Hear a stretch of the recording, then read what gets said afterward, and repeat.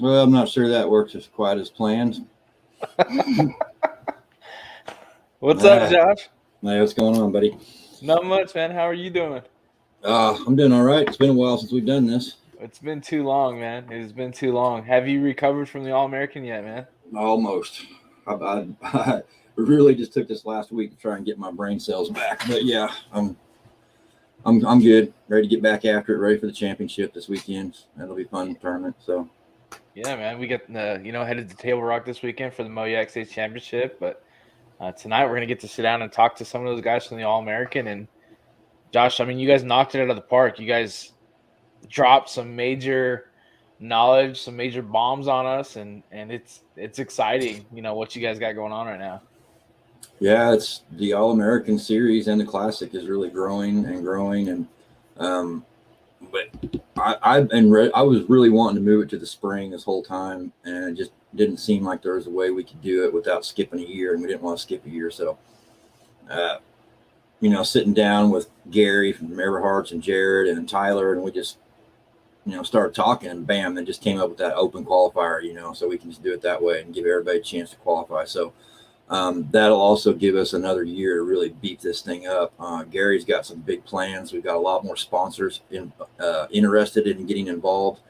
We're going to get that hourly big bass pot jacked up. We're going to get the payouts jacked up. So I'm excited about where it's going to go to as well. So yeah. I really enjoy listening to you guys announce the big bass winners because I think there was one that was like 16 and 3/4 was probably like the smallest one, but to hear the guys are like, oh, just for that 1 hour, an average size fish can get you $100, $150 cash money, not PayPal, not waiting for anything, but cash money when you left that event. Yeah, and the plan is to at least double that next year. So, I mean, there's some tournaments that don't even pay that much for first place, and you can go out and catch you one fish and still, get your entry fee money back, and maybe some of your expenses just on one fish. That's pretty cool. I know it sucks not having good cell service up there, but not much we can do about that. Yeah, that was definitely one thing you had to take in mind. Especially if you knew you were catching big fish and you're around big fish. Which I mean, I guess you just maybe submitted it, maybe got service at some point, and hopefully it played out for you. But definitely something to keep mindful up there during that. Truman, as big as it is, I mean, there's some places you can get and not even get close to cell service. Yep, it's pretty spotty. Oh man, so Table Rock this weekend. Looks like the weather forecast has gotten a little bit better. Looks like it's going to be a little bit warmer. I think I was looking at it Sunday and it showed high of 45 for Friday and Saturday, and I was like, oh man, it's going to be cold. But it looks like it's going to warm up. It's still going to be cold in the mornings, but it should be a good event too. Yeah, I mean, maybe we'll get lucky and timed it just right. The fish will be feeding frenzy, getting ready for winter. So it happens every year. Just getting the timing right is not easy, but hopefully this cold weather that's had this week will trigger them. That water temperatures be dropping. Yeah, I see Alex Jackson commented. Definitely going to need that cold weather gear though. Yeah, it's bring that cold weather gear. Make sure you're bundled up, make sure you're staying warm, and keep that in mind when you're going out and spots you're going to. And I mean, it's Table Rock's big, and there's some big water, and if you get in a pinch, it's tough. Yeah, you're probably not going to want to be wading in the water in the mornings when you launch. So I'd get some waterproof boots. NRS boots is what I like to wear, but and just I wouldn't be. I don't think it's sandal weather anymore. I think it's time to put the flip flops up. Yeah, it's definitely about that time. Man, Joe Hayes, he liked the intro. Thanks, Joe. Nailed it. Yeah, for also for that championship too. The daylight savings times factor. I worked with Dwayne Wally, to see what we could do at Tourney X to get it set up right, and really just this is the easiest, simplest way to do it right now. And I always like to keep everything simple. So you're going to be starting a little after sunrise on the second day, so that'll be changed. But like Alex said, get an extra hour of sleep. That's always cool. Don't have to get up quite so early on the second day. Yeah, I was kind of curious to see your post about that and what guys were going to say, about one day being a little bit different than the next. But I mean, we're still getting the same amount of time. We're still getting on the water when we get there. Yeah, this time of the year too. I mean, I don't really think. Yeah, pre-dawn bite is as important, as it is earlier in the year. So, starting a little later might be beneficial. Let it warm up a little bit more too. Yep, absolutely, man. All right, well, let's go ahead and jump on in and bring Chad and Dorman on here. I don't see Brian yet. Mr. Hillman, your presence is required. Yeah, we've got the top team winners from the All American Kayak Classic. Missouri, MoYak, dominated, and the Arkansas boys are not happy about it. I hear a bunch of them are coming up to Table Rock this weekend because they meet the requirements to fish, and so they want a little bit of revenge. So you guys be ready for that. Might have a little bit of a rivalry developing between MoYak and NSKA. A fun one too. We've got something planned for next year to cover that too. So that's all I can say about that. All right, you got anything else before we bring him on? No, man, I'm good. Let's bring him on. Let's talk to him. All right.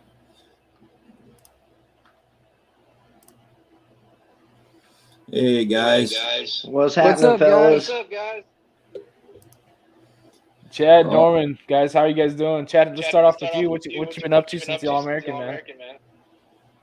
Oh man, it's been just kind of a blur, really, because I fished in another championship tournament this weekend at Lake of the Ozarks for kayak anglers in Missouri, and so I didn't even pre-fish for that. It was Friday and Saturday, so I pretty much got home from the All-American, tried to get caught up, around the house and work and get ready for Lake of the Ozarks, and went and fished there this weekend, and then got home Sunday, and it's been like just trying to get everything re-rigged again for Table Rock.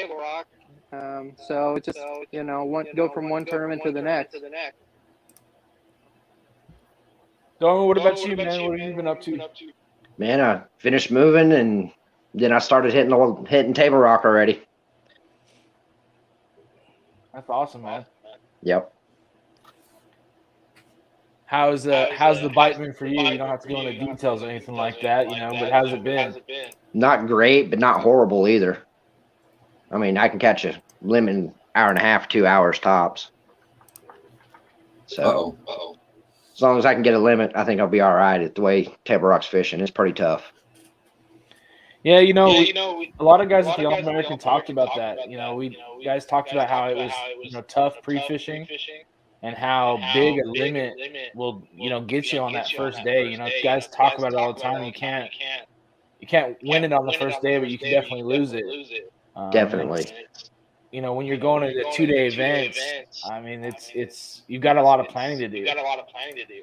Yeah, it's a whole new ball game. It's a new beast altogether. Yeah, Chad, what do you kind of plan when you're going into a 2-day event rather than just a 1-day?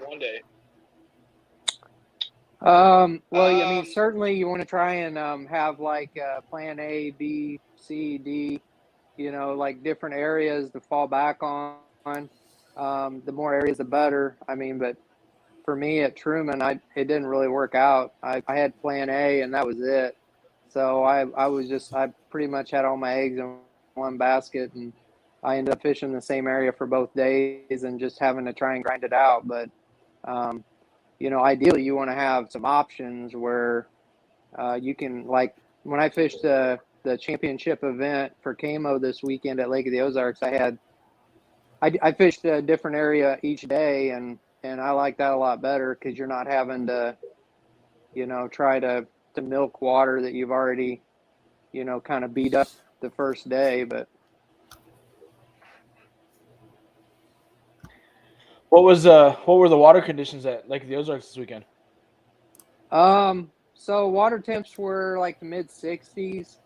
And it was fairly clear, seemed like to me, for Lake of the Ozarks. I mean, you could see several foot of visibility. And the fishing was pretty tough for, just about everybody. I figured out a couple deals each day and was able to put together a pretty nice limit each day. I won the tournament pretty easily, but overall the bite was tough. My fish were kind of grouped up, so when you caught caught a fish, you usually catch a couple more in that area. But you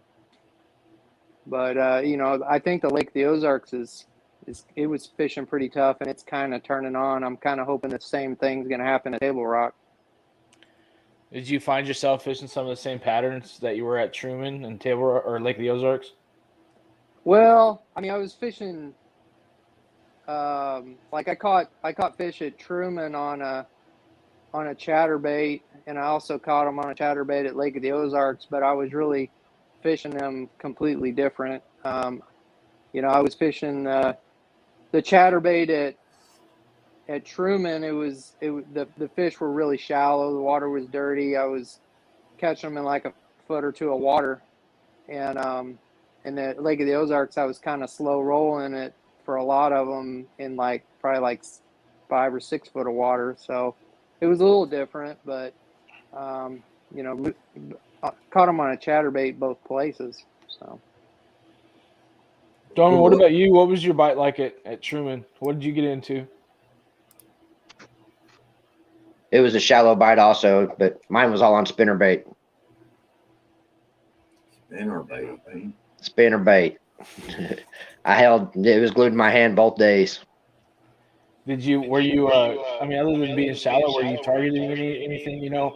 On my second day, I fished the flat side, and I fished the steeper side, and it felt like in the afternoon I got more bites on that flat side with, you know, fish relating to stumps and whatnot. And it wasn't so much shallow for me. It was probably 4 or 5 foot of water, but were you targeting anything specific? Actually, during the morning, I was up on the rock side, the steeper side, catching fish over there. And then, like you said, in the afternoon, I'd move over to the flat side, lay downs, stumps. It didn't matter. If there was something there, they was usually on it. It's really hard for you know, people coming to Truman and looking at it because it all looks the same. It does. It's wild. Yeah. But there's certain little things, there's one stump that sticks out further than the rest of them. You know, there's little things, little clues to key in on. And that helps out a whole lot. Just finding that one little thing that's different. Did they seem to be chasing a lot of bait? No, not really at all. Whenever I seen anything chasing bait, it was usually those white bass or the hybrid. Yeah, that's pretty much the story I got from a lot of the guys was that the white bass were just busting on all the schools of shad. Every time I find the shad, there was nothing there but white bass. Yeah. There was one little spot that I could have sat there all day and just caught whites and hybrids all I wanted to. I mean, until my fingers bled if I wanted to. There were so many in there. Truman Lake is a really good one for the trash pot. Yeah. You can catch a whole lot of different species in that lake. Yeah. Chad, did you get into any white bass or drum or any other trash fish? Well, in practice, I did for sure. I caught a giant flathead that, I mean, I didn't ever get it in the boat, but I mean, it was easily 20 to 30 pounds. I mean, it was a giant. And I caught some drum and quite a few hybrids and stuff. But during the tournament, I didn't catch too much other than the bass. I mean, I pretty much found an area that was holding fish, and I stayed there and just grounded out in one area the whole weekend. So there wasn't much there but bass. But what day do you feel like was your better day out there on the water? Was the fishing easier one day, tougher one day? About the same? Well, I mean, it took me longer to get a limit on the first day. It was kind of a grind for a while to finally fill it out and get up there at least. I mean, I think I probably had 5 fish, but I was trying to get 5 over 15 was my goal. And it took me a while to do that. On the second day, I mean, I kind of came out hot on the second day, and I think I was leading for a while in the morning, and I kind of knew that wasn't gonna hold up. But you're kind of out there daydreaming a little bit about, what it might be like to win. But the problem was I didn't have anything else besides that one area, and I just beat it up so bad that by about noon on the second day, I mean, it was pretty much done, and there was other people there too, and I really struggled all afternoon, and I knew I needed like a good kicker. There was keepers in my area, but there wasn't any like kicker fish that I needed to really put me up there, towards the top three. And so it was a little bit frustrating the last 3 or 4 hours of the tournament. I just, I didn't catch a whole lot, and I was really trying to find a big one. I just didn't have any luck. So, but I did come out hot that morning. Looking at you guys' scores, you guys are only 2 inches apart with, 158 for you, Chad, and then Dorman with 156. But I mean, Dorman, it looked like your Friday was pretty tough with 71 inches, and then you had 85 on day two. I mean, what was the difference for you, do you think? No current, no wind on Friday. For some reason, my current just disappeared on Friday. I was there Thursday, gone Friday, back again on Saturday. Go figure. But no wind. Yeah, it just pretty much killed me. Yeah, that wind on Thursday was really good. It was really good. And I was like, well, cool. This, if it's windy tomorrow, it should set up the same. And yep. I mean, that wind was, you couldn't, it was calm, slick. It was, foggy. And then Saturday, it completely changed again. Yeah, completely. It was crazy. But yeah, I couldn't find nothing but little guys on Friday, and it killed me. But Norman, did you fish the same area both days? Yep, same place, same few little holes. How big was the area that you were fishing? I mean, were you paddling quite a bit? Yeah, in the morning time, it took the full 30 minutes for me to get to where I was going. So yeah, it took me. I was going up the river quite a ways. What about you, Chad? I didn't go very far. I was fishing one area, and I mean, I pretty much stayed there all day, both days, and it was a pretty small area, like probably less than a mile distance traveled each day, which pretty unusual for me. But I tried in practice to find other stuff and expand the area and fish other areas, and I just had a terrible practice. I'm sure everybody was like kind of shaking their head because I put a post out before the tournament saying I had a terrible practice, and then I come in and finish in the top 10. But it was true. I didn't find anything other than this one area, so it's kind of like you just go to that one spot that you have and hope for the best, and it worked out. But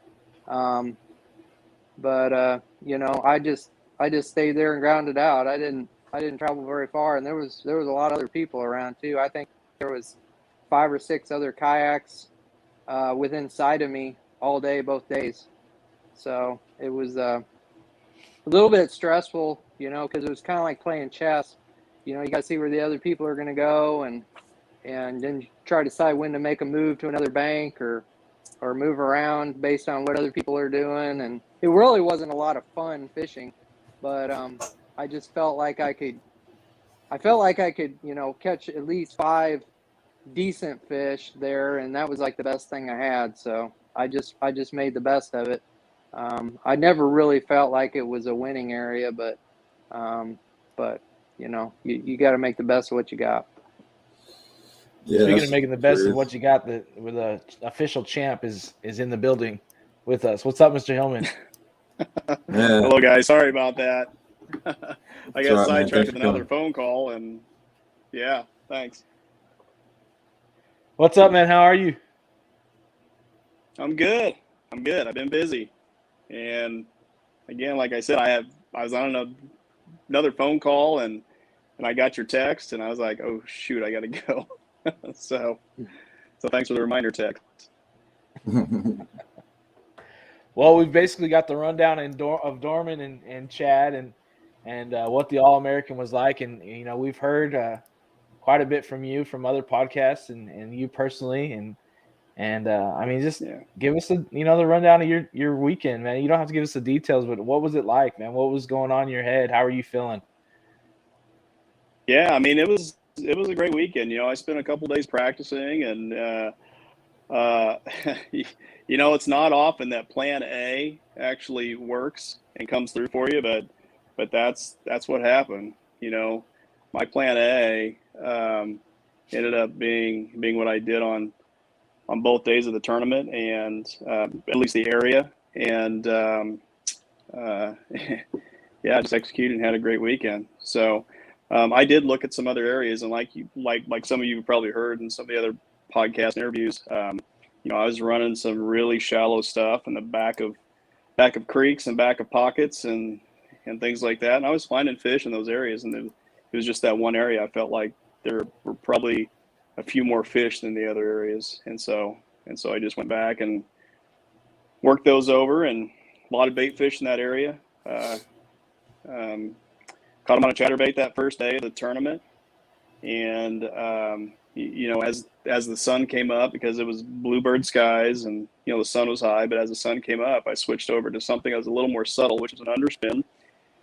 Something I've had success with in the fall, and they started hitting that, and my biggest fish of the day was 18 inches, and it ended up at 78 3/4. Not an outstanding day, but good enough to keep me in contention. And then day two, I went back and I was making the exact same casts with the exact same lures, and I wasn't getting bit. Of course, the weather was completely different, as most of you know. But just had to make some adjustments, and they were some adjustments that I had in the back of my head just in case the bite did change, and of course it did. So. I haven't said this, but I keep meaning to, talk about this in the other podcasts and interviews.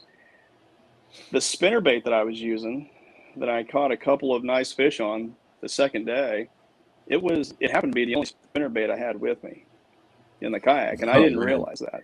So I had it hanging like on like a little bungee cord on my kayak, and whenever I tied it on. It was still in the morning. It was probably 9 o'clock, but I wasn't throwing it as much as I was in the afternoon.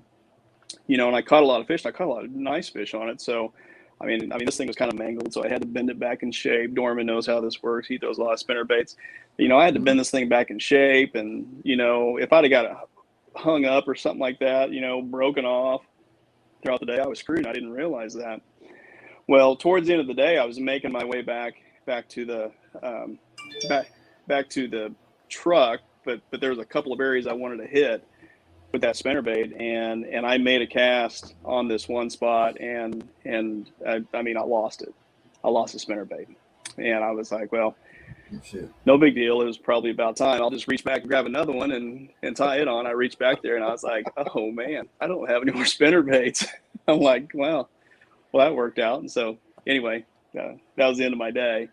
At that point, at least for the spinnerbait bite, but yeah, I was pretty fortunate, and they say whenever it's, when I say they, Troy, Inky, he tells me all the time, he said, when it's your time, and, things went off without a hitch. I fished pretty clean, during both days. I think I lost one fish that had some size that probably would have given me an upgrade on day one, but for the most part, I fished pretty clean and things just worked out. So I guess it was my time. Yeah, a lot of guys don't think about that, but last year we came here in the spring, and Jim Harding, he had 100+ inches, and he said it too. He goes, I had one, jump on top of a stump, look at me, and still, ended up landing him. That's how his day was, and that's how it is. That's what it works out. Everything's just lines up, and it just happened to be your day, Hillman. Right. You mentioned the underspin. You want to share what you were having on that underspin? What kind of trailer you were using? Yeah, and this goes back to my old. Too. Yeah.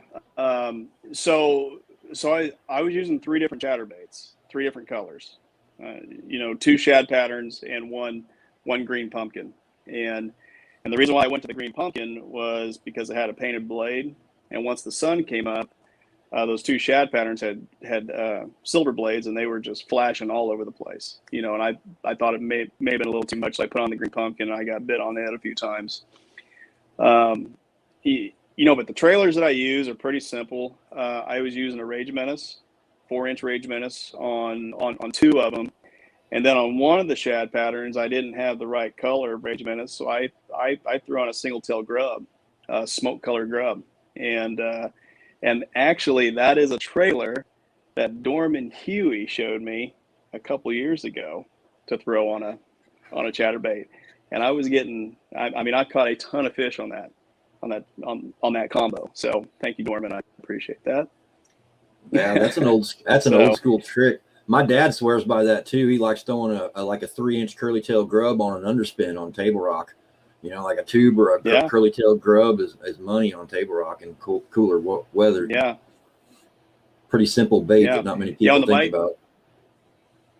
Yeah, when the bite gets tough, I typically do that too. I'll take it's a Yamamoto fat tail grub. It's probably about 3.5 inch, and I'll throw it on just a jig head, and I'll just swim it along, and I'll get bit on that a lot of times. Where that's money. Yeah. So, yeah, the underspin is something from my Bass Pro days.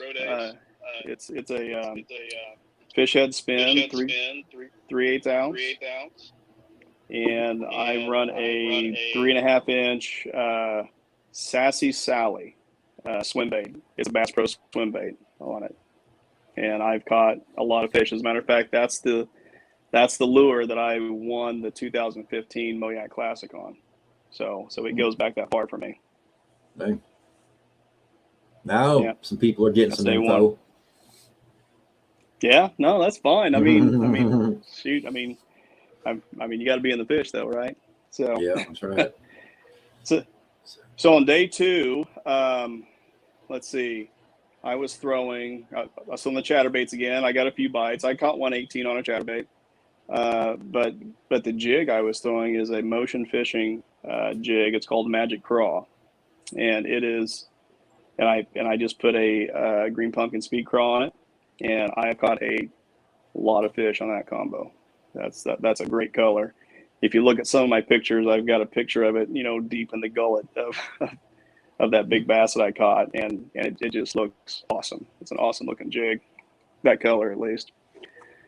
And then the spinner baits, I have exclusively gone to nickel spinner baits. There's something about those spinner baits that I just love the way they run, and that was a 3/8 ounce shad pattern nickel spinner bait. No trailer, just a trailer hook. So cool. Yeah, there you go. There it is. So we kind of talked a little bit about the Classic and earlier. What was your overall, experience from that tournament, and what are you looking forward to next year as we kind of try to grow it a little bit?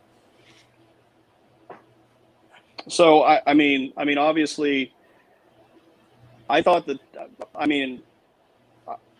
I love the tournament. I thought it was ran great last year. I thought it was ran great this year as well. The involvement with Everhart's, being there and being hosted there. I just thought, you guys did a great job running it. Of course, I really enjoyed it since I had a pretty good result this year. Yeah, you did. But, you made some money, that's for sure. Yeah. So do you like the hour? You like the hourly big bass pot? Yeah, I do. It gives. Anything that you can give the anglers an opportunity to win something, and earn something throughout the tournament. I think that's always a huge benefit. I think everyone feels like they have a chance to, walk away with something. And, like I know Dave Neal, he cashed a check for big bass with a 16-incher, and that's, yeah. We were just talking about that. I don't think he was expecting it. And yeah. That's solid, Yeah, you heard that. You heard them announce his fish, and everyone's like, "Oh, like they could have had that fish for that hour." Like it's funny. Yeah, right. And the look on Dave's face was priceless. He had a grin from ear to ear walking up there to grab his cash. So that was pretty cool. Yeah, you guys did really well as far as winning the team championship. I know I've already talked to several of the Arkansas guys, and they want revenge big time next year. They didn't like their second place finish, so it's going to start to be a little bit of a rivalry. I think clubs want to get that trophy. So, I mean, you guys, Brian, you were the champion of the tournament. Dorman and Chad, I think they're what, 6th and 7th. They're right there next to each other, if I remember right. Yeah. Chad was in 6th, Dorman in 7th, and then right behind that was Lance. You know, he was just barely out of there. So MoYak did pretty well. I mean, Troy Caldwell, he came in 2nd with that big bass from Camo. I mean, Missouri showed up, usually the home turf sometimes can be a curse, but it looked like it worked out good this time. Yeah. No, that was really cool. You know, I was real happy to be, you know, a big contributor to the team win. And I know how special that was for you, Josh, and Yes, you know, just real happy about that. So trophy right there. Glad it was, yeah, glad it's staying right here in Missouri. So, Josh, what's the schedule like for Hillman and Dorman and Chad? Are you guys going 3 months each with the trophy and like you know sharing it, or how does that work? I mean, does someone get the weekends and somebody else gets the weekdays, or what's going on there? It's staying right there with Josh. It's staying at MoYak headquarters. I agree with Hillman on that one. It's going to stay right there. I appreciate it, guys. And I got a little something in the works for you guys too. So awesome. I got you. Cool. Yeah, that was pretty special. I mean, handing that trophy over to you and so on. You do so much for this club and so on. And it wouldn't be what it is if it wasn't for you. So I mean, yeah, you're the best represented, if you ask me. Yeah, thanks. Totally agree. Speechless. Thanks. But yeah, the All American, that was a cool deal. That was a cool deal. Hey, last Chad, year I skunked at it. I mean, zeroed. I've never did that in a tournament, and I was like, I'm going back for vengeance this year. And it worked out for me. So, Chad, what do you think about the event going in the spring next year? So it'd be, if I understand right, it's going to be like a qualifier tournament in spring of 22, and then the next actual All American Classic will be in spring of 2023. I think going to the spring is a good move. I mean, Truman fishes, most lakes fish really tough in the fall, and so I think people will catch a lot more fish and a lot of big bags in the spring, and it'll probably be a lot more exciting for everybody. So I think that's a good move. And then like you guys have said before, all the championships are held in the fall, usually a lot of the big championships. And so it's just a challenge, and everybody's committed to so many different events. And then some people probably don't want to travel like 2 or 3 weekends in a row. So hopefully it'll help your participation too, and start getting those numbers up over 200. But you guys have made all the right moves so far, and I mean, I think this was another good move. Dorman, when Jim was here and he had 100+ inches, you guys were fishing the same area that same day. With it going to the spring, that's got to get you pretty jacked up as well, huh?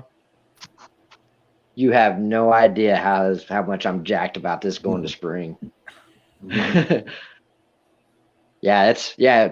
Truman's going to show out. I really think it's going to show out in the springtime. Yeah, it's got some potential for some really big bags. It does. There's some big ones in there. And we're also opening up to part of LOZ next year too. Oh, really? Yeah. Huh. Oh, wow. Yeah. I think I can say that now. Yeah, we're at least going to do the upper end. We might do the whole dang lake, but I know we'll probably at least do the upper end.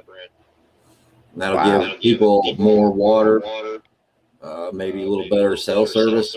I'm not sure what it's like over there, but yeah, we're going to expand it. LOZ and Truman next year. Wow. I'll probably stick to Truman. Yeah, it's going to be a long drive to get back to the awards if you're over on Yeah, LSD. a long drive from LSD. Yeah, You're going to have to get off the water an hour early. I'm already driving an hour or so to get to the weigh-in and from where I'm at now. So It seems like it's almost an hour drive to everywhere on that lake. it does. Hey, Josh, can I ask you to talk about what made you guys make that decision to open up both lakes? Actually, I don't remember. We were talking about it at Everhart, so I think it was Gary's idea. Just to give people a little more options. Everybody might not be so crowded going for the same creek. Just kind of open it up a little bit, like the Big Bass Bash does. Yeah. Yeah. Were there some areas on Truman during the Classic that got crowded? I've heard of a few that got a little crowded, yeah. Had a couple issues. People thinking they were getting a little too close to other anglers. So there was some areas of being crowded. On that big of a lake, wow. It wasn't nothing bad, but it was some things were mentioned. Yeah. Well, you know what they say. Good anglers typically find the same fish. Yeah. So. Yep. I know Troy and I found the same fish, same place. Only person I really seen both days was Troy. Well, So must have been a good spot. it's not shabby. It's a hand-me-down. I'll put it that way. Brian, with us headed to Table Rock, what do you think is going to take to win it 2 days this weekend? Man, with the weather doing what it's doing, it could be challenging. I mean, it could be 78 inches both days, or it could be 90 plus both days too. So, I'm not sure that's really answer to your question, but Yeah, I don't know what to expect. It's hard No to help. predict. Yeah. I mean, I'm going to go out Friday and just look around and put in a couple places and just try to come up with a game plan. Yeah, this weather looking, we were talking about how earlier in the week it was supposed to be 40s, Saturday, Friday, and now it's kind of showing that it's going to warm up a little bit. So it'll be definitely interesting to see what the weather does and see if it actually warms up or if it stays pretty cold. And who knows? I don't know. I think the fish they're either going to react or not. Either it's going to be really good or it's going to be really tough. And there's no way to. I mean, we may be able to tell if that's free fish from Friday, but it's gonna. I don't know. It's weird right now. It almost reminds me of spring. How spring was so late that it seems like winter's delayed as well, almost in a sense. And it's just been a weird year for fishing. Yeah. Yeah, the weather forecast looks pretty good. Yeah. Coming off a front. This time of year, whenever you get that really cold front that comes in, it can actually turn on. I mean, you could be chasing schooling fish, for a couple of weeks. So hopefully that's the case, and everyone gets into it. And we have some really big bags. That'd be really cool to see it show out. That would be cool. I know the smallies are biting good right now. That'll be fun. My weather app is saying like in Table Rock in the morning. 50's a whole lot better than 40. Yes, a whole lot. Upper 50s. Yeah, it says 50 for the low and 70 for high. So that's not bad. That's also decent the fishing forecast weather. has changed. That's good. Yeah, it's changed since last time I looked at it too. Then shit. No, that's good. That's good. Yeah, I was not looking forward to a 28-degree launch. No, hell no. That sucks. Well, that's about all I got. Jonathan, you got anything else? Man, I ain't got nothing else. I'm excited for these guys. I am honored to be a part of MoYak, to fish with you guys, It's we are really blessed.